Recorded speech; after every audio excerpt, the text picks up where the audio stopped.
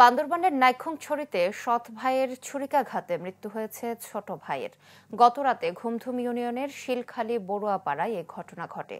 স্বজনরা জানান, খাবার নিয়ে প্রথমে ঝগড়া এবং পরে সৎ মাকে মারধর করে সুপন, যাকে কেন্দ্র করে সুপনকে পেটায় সৎ ভাই সোহেল। বিষয়টি মীমাংসা হলেও প্রতিশোধ পরায়ণ হয়ে সুপন ছুরিকাঘাত করে সোহেলকে। এতে মৃত্যু হয় তার। ঘুমধুম পুলিশ ফাঁড়ির ইনচার্জ জাফর ইকবাল জানান, খবর পেয়ে ঘটনাস্থলে গিয়ে সুপনকে আটক করা হয়। সুপন বড়ুয়া, এটা বড় মার, ওনার মা নাই, ওনার মা মারা গেছে। তখন ওই ছোটো ভাই নাকি ছোটো মার এটা বাইর হওয়ার সময় নাকি সেটা 7টা সাড়ে 7টার সময় ফিসুদি যায় নাকি চাকু মারি দিয়েছে।